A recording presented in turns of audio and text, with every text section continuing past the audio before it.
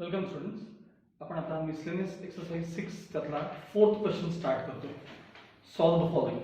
पहिले जे 3 क्वेश्चन्स होते साधारण ते ऑब्जेक्टिव्ह टाइपचे होते. एक पहिला जो होता तो करेक्ट अल्टरनेटिव्ह म्हणजे एमसीक्यूचा फॉर्म होता. दुसरा question fill in the blanks. तिसरा क्वेश्चन मध्ये ट्रू ऑर फॉल्स. हे आपले मागच्या लेक्चरमध्ये पाहून झालेले आहे. जसं याच्यात भरपूर रिपिटेशन होतं तसं या फोर्थ क्वेश्चनमध्ये देखील भरपूर प्रॉब्लेम्स मागच्या एक्सरसाइजमध्ये झालेले आहेत असे रिपीट झालेले आहेत असे. उदाहरणार्थ बघा, आधी पेन्सिल घ्या हातामध्ये, टेक्स्टबुक समोर ठेवा. हा जो फर्स्ट क्वेश्चन आहे आपला इंटिग्रल 2 to 3, मी क्वेश्चन वाचतोय, लिहिला नाही इथं, फक्त वाचतोय. Integral 2 to 3 x upon x first bracket x plus 2 next bracket x plus 3. Partial फ्रॅक्शनचा प्रॉब्लेम आहे हा. तुम्हाला एक्सरसाइज 6.1 मध्ये क्वेश्चन नंबर 5 या ठिकाणी आलेला होता हा क्वेश्चन.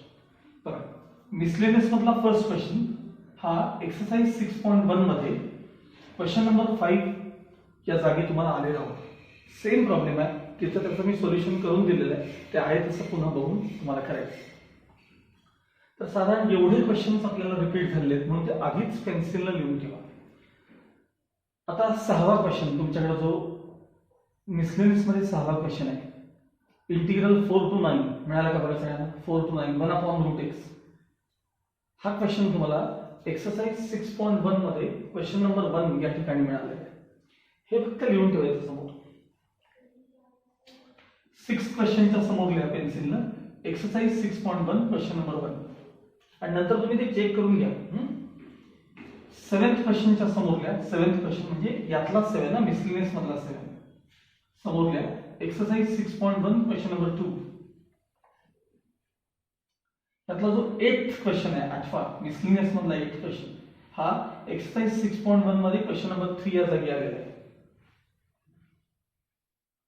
9th क्वेश्चन जो इथं असलेला 9th क्वेश्चन हा एक्सरसाइज 6.1 मध्ये क्वेश्चन नंबर 4 या ठिकाणी आलेला आहे. आणि शेवटचा 14th यातला मिसलेनियसचा 14th क्वेश्चन जो आहे तो एक्सरसाइज 6.1 मध्ये क्वेश्चन नंबर 9 या ठिकाणी तुम्हाला आलेला आहे. हवा तर याचा स्क्रीनशॉट काढून ठेवा वाटतं. आणि मग आता आपण उरलेले जे क्वेश्चन्स आहेत ते आपण पाहायला सुरू करूया. ठीक आहे.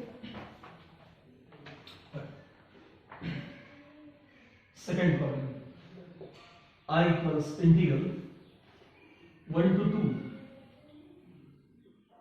x plus 3 upon x into bracket x plus 2 dx.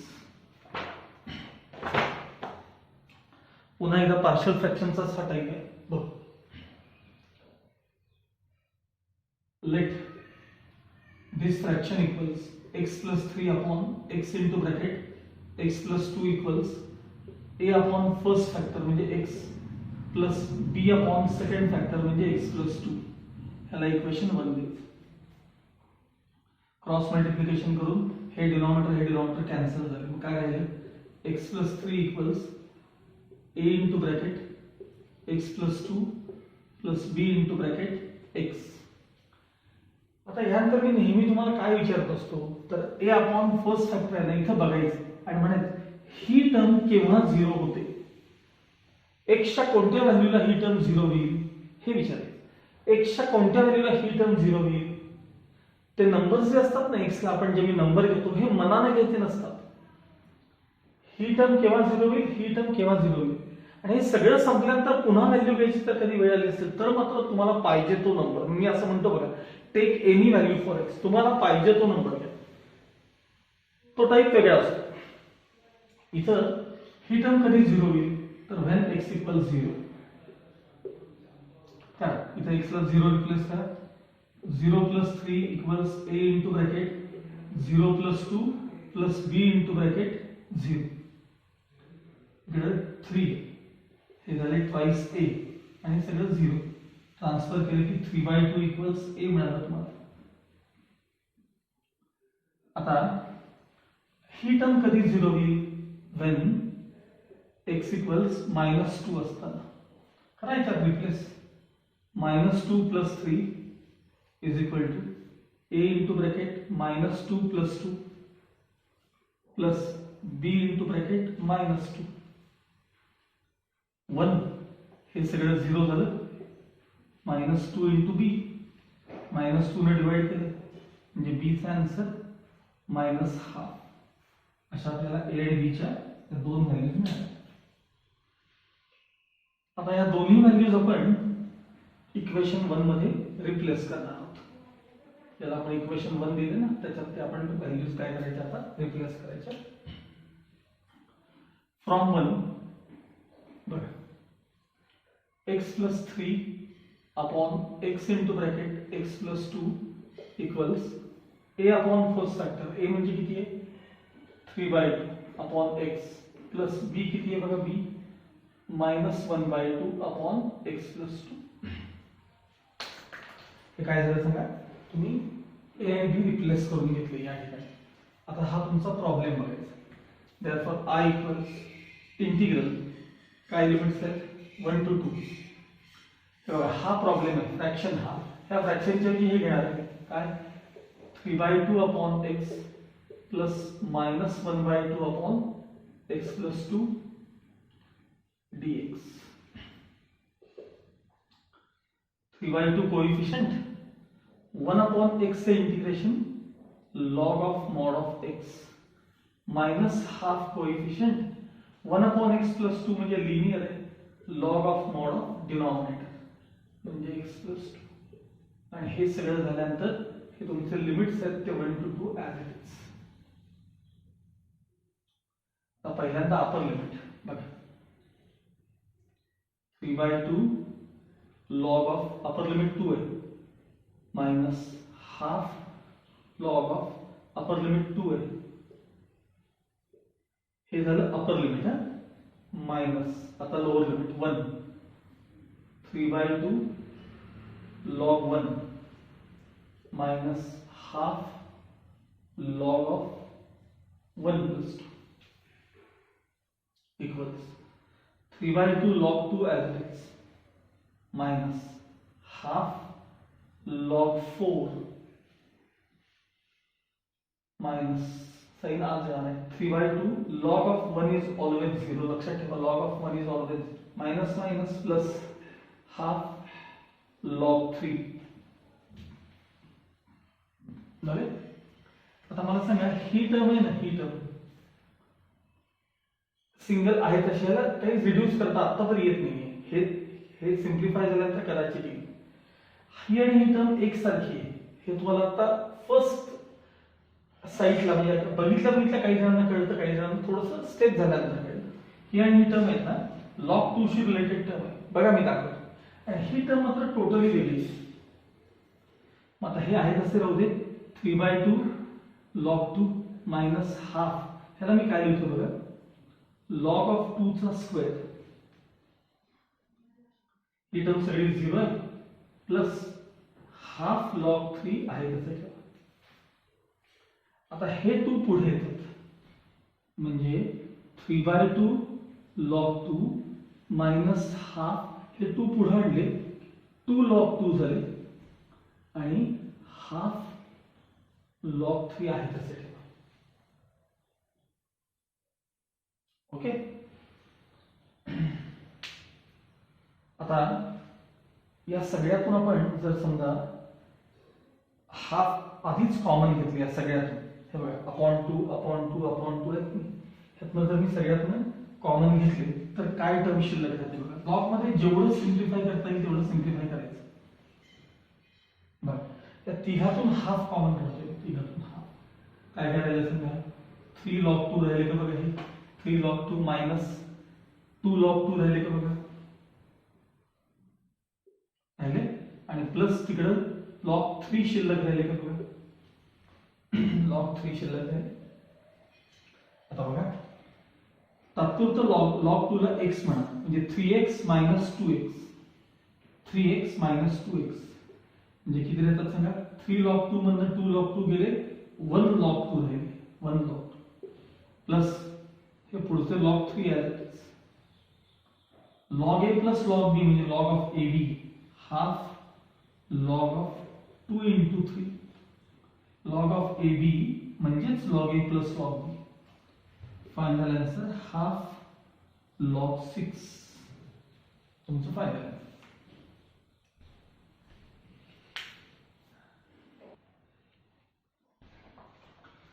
third question. I equals integral 1 to 3 x square log x. दोन फंक्शनचा प्रोडक्ट आहे. एल ए ई या सिक्वेन्स प्रमाणे लॉग आधी एक्स स्क्वेअर नंतर बाय पार्ट्स करायचं. Integral 1 to 3 log x into x square dx. Now integrating by parts. I equals first into integration of second dx minus integration of second dx into dy dx of first and punha dx. Limits 1 to 3 इथे लिहायचे. I equals log x into x square say integration x cube by 3 limits 1 to 3 minus integration 1 to 3 as it is. आतमध्ये x square say integration x cube by 3 log x चा derivative 1 upon x dx. हे x cube log x by 3 जरा मागे पुढे घे. Limits तुमचे 1 to 3 आहेत असे. मायनस खालचे 1/3 आपण बाहेर घेतले. हे 1/3 एक x कॅन्सल केला. पुन्हा limits 1 to 3 as it is. x square शिल्लक राहिले आपल्याला dx. x cube log x upon 3 limits 1 to 3 minus 1/3 into bracket x square say integration x cube by 3 and limits 1 to 3. आता हे 1/9 होते. बघा x cube log x upon 3 limits 1 to 3 minus 1/9 x cube किंवा असं लिहितो ना sir. बघा x cube by 9 x cube by हे 3 3 is 9 आणि लिमिट्स तुमचे 1 to 3. आता असेल तसे लिमिट सेम आहेत की नाही. मग हा डिफरन्स मी एकत्र करतो पहिल्यांदा. म्हणजे असं बघा x cube log x upon 3 minus x cube upon 9. हा आता लिमिट्स 1 to 3. अपर लिमिट बघा पहिल्यांदा अपर लिमिट बघा 3 cube log 3 upon 3 minus 3 cube upon 9 हे झालं अपर लिमिट. मायनस आता लोअर लिमिट म्हणजे 1 cube log 1 upon 3 minus 1 cube upon 9. यातला एक 3 कॅन्सल झाला. 3 चा स्क्वेअर शिल्लक राहील म्हणजे 3 स्क्वेअर 9 log 3 मायनस 3 चा क्यूब 27 3 into 3 into 3 त्यातले 9 कॅन्सल झाले म्हणजे 9 3 चा 27 minus log of 1 is always 0 त्यामुळे सगळा पार्ट 0 झाला आणि मायनस हे 1/9 as it is. साइन आज जाऊ दे.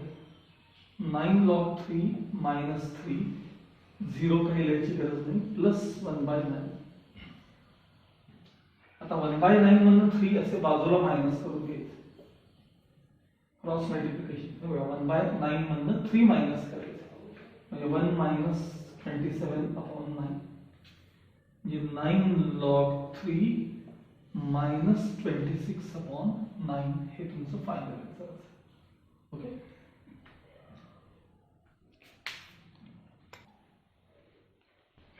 फोर्थ क्वेश्चन बघा. Integral 0 to 1 e raised to x square into x cube D x. बर, या टर्मला मी काय लिहितो? Integral 0 to 1 e raised to x square into x square हे x क्यूब ला into x dx. स्टेप खूप महत्त्वाची आहे. हा सबस्टिट्यूशनचा प्रॉब्लेम आहे, सबस्टिट्यूशनचा टाईप आहे. कदाचित फर्स्ट टाइम तुमचा टाईप आला असेल असं मला वाटतंय, आणि याच्या आधी मला कॉमर्सच्या लोकांना तुम्हाला मी सबस्टिट्यूशन कधी शिकवलेलं नाही, मला आठवत नाही. हा टाईप फर्स्ट टाइम असावा. त्या एक्स स्क्वेअरला आपण टी म्हणणार आहोत, त्याचा डेरिव्हेटिव्ह आसपास ऍडजस्ट होतो. Put x square equals t differentiating with respect to x. X स्क्वेअरचा डेरिव्हेटिव्ह ट्वाइस एक्स, पलीकडे dt बाय dx. dx इकडे 2 इकडे, म्हणजे x dx equals half dt. हे x dx म्हणजे हाफ dt झाले. ह्याला आपण t म्हणलेलं आहे, ह्यालाही आपण t म्हणलेलं आहे. पण हे जे लिमिट्स असतात ते x करता असतात. आता आपला प्रॉब्लेम सगळा t मध्ये येणार आहे. हेच त्यातलं नवीन पार्ट आहे. काय आहे, हे लिमिट्स x करता असतात ना, आपण कुठं रिप्लेस करतो lower limit upper limit, x ला d करतो ना. मग आता आपला प्रॉब्लेम सगळा टी मध्ये येणार आहे. मग त्याचा टी करता काय लिमिट्स आहेत ते काढायचे. बरं, तर याच्यावर ठरवायचे. व्हेन सांगा आपलं लोअर लिमिट काय होतं? Lower limit 0. एक्स जेव्हा 0 असेल त्यावेळी इथं बघायचं, इथं 0 square equals T, which implies that t equals 0, which means that, which implies that, therefore म्हणा तुम्ही वाटलं तर, हे नको असेल तर.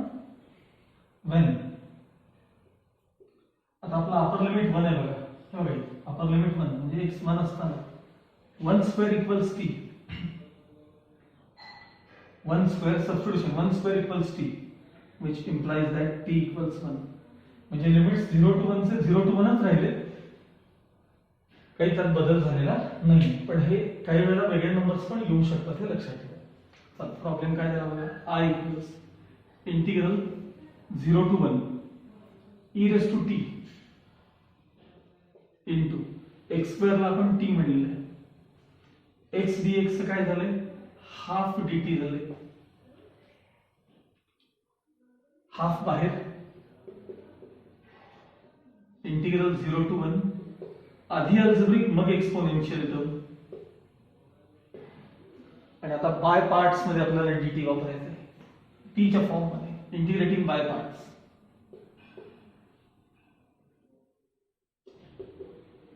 Half square bracket first into integration of second dt minus integration of second dt into d by dt of first, and पुन्हा मोठं t, limits 0 to 1, 0 to 1, half as it is, t as it is, e raised to t say integration e raised to t, याचे limits 0 to 1 minus integration e raised to t say integration e raised to t, t चा derivative 1, पुन्हा half t e raised to t as it is, limits 0 to 1 minus e raised to t say into 1 है म्हणजे e raised to t है, e raised to t say integration e raised to t, limits 0 to 1.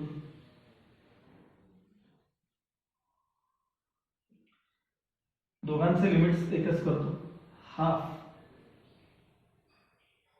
t e raised to t minus e raised to t, आणि limit सगळ्यांचे 0 to 1.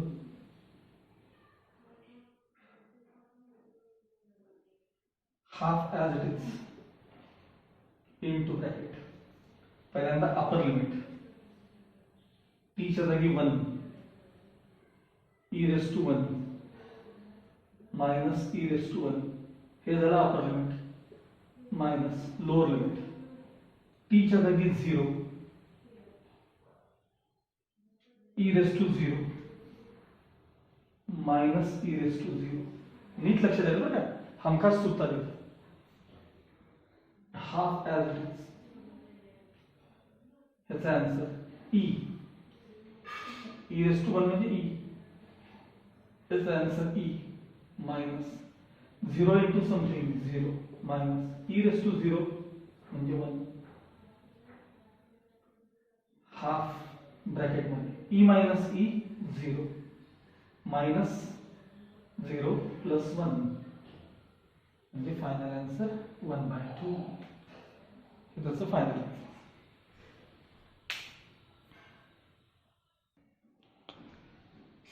Next पाचवा हा खूप अवघड question आहे. Integral 1 to 2 e raised to 2x 1 upon x minus 1 upon 2x squared. खरं तर हा टाईप अशा फॉर्म मधला आहे e raised to x fx आणि f dash x, पण ते e raised to x लागतं, ते twice x आलं ते चालत नाही. मग त्याकरता त्याला सबस्टिट्यूशन करून t करून घेऊया.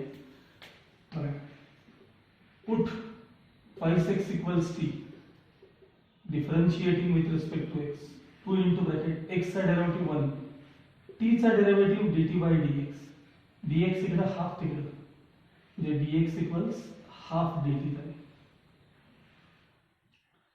मला सांगा 2x म्हणजे जर t असेल तर याचा दुसरा अर्थ x म्हणजे t/2 एक नाही बघा, x म्हणजे t/2 आहे ना. बघा प्रॉब्लेम मध्ये आता लिमिट्स एक चेंज व्हायला पाहिजे. व्हेन x 1 असताना लोअर लिमिट बघा x 1 असताना 2 into bracket 1 is equal to t म्हणजे t equals 2 झाले, म्हणजे x 1 असताना t 2 आहे लक्षात ठेवा. when x 2 असताना इथे बघायचं सबस्टिट्यूशन 2 into bracket 2 x ची value 2 is equal to t therefore t equals 2 to the 4. मी मगाशी म्हटलं होतं लिमिट्स काही वेळा बदलतात बघा 1 to 2 चे आता 2 to 4 झाले बघा लिमिट्स 2 to 4. बाकी प्रॉब्लेम मध्ये चेंजेस काय होतील ते कंटिन्यू करायचे. I equals integral 2 to 4 limits बदलले e रेस टू 2x ला तुम्ही t म्हणलेलं आहे, 2x ला t म्हणलेलं आहे 1 अपॉन x x म्हणजे इथे लिहिले बघा आपण t/2 x म्हणजे काय t/2 लिहिलेलं आहे मायनस 1 अपॉन 2 x चा स्क्वेअर x म्हणजे काय तर लिहिलेलं आहे t/2 चा स्क्वेअर dx चं काय झाले हाफ dt सॉरी हाफ लिहायचं आहे हाफ dt dx चं काय झाले हाफ dt. हाफ पहिल्यांदा मी बाहेर घेतो I इक्वल्स हाफ बाहेर घेतला integral 2 to 4 e raise to t into bracket हा 2 वर जाईल 2 upon t minus 1 upon 2 into t square by 4 हा स्क्वेअर केला dt हाफ मी ऑलरेडी बाहेर घेतले 2 वन जा 2 2 2 जा 4 हे 2 वर जाते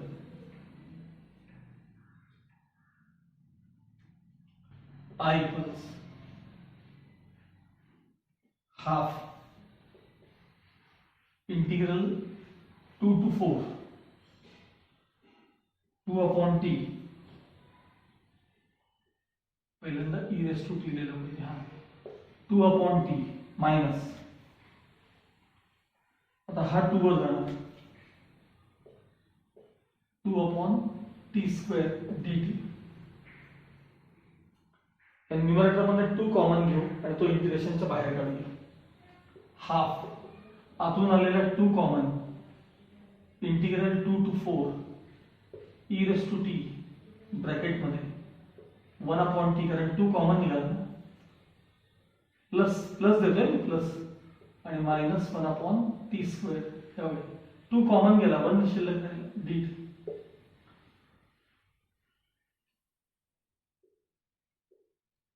integral 2 to 4 e raised to t into 1 upon t plus minus 1 upon t square dt. आता पेन्सिल घ्या आणि याला f of t म्हणा. मला सांगा 1 upon t चा डेरिव्हेटिव्ह काय सांगा 1 upon x चा डेरिव्हेटिव्ह काय तर मायनस 1 upon x स्क्वेअर मग 1 upon t चा डेरिव्हेटिव्ह काय मायनस 1 upon t स्क्वेअर शेजारी आहे म्हणजे हे f dash of t लक्षात ठेवा म्हणजे e raised to t f of t plus f dash of t असा जेव्हा फॉर्म असेल तेव्हा त्याचा आन्सर काय असतं e raised to x fx म्हणजे e raised to t f of t answer त्याचा answer e raise to t f of t म्हणजे 1/t आणि लिमिट्स काय आहेत आमचे 2 to 4 करा upper limit e raise to 4 into 1/4 minus lower limit e raised to 2 into 1/2 म्हणजे final answer e raised to 4 upon 4 minus e square upon 2 असंच ठेवलं तरी चालतं e square by 2 कॉमन काढले तरी चालतात e square by 2 तुमच्या टेक्स्टबुक मध्ये जो फॉर्म असेल तो बघून आन्सर आपण लिहूया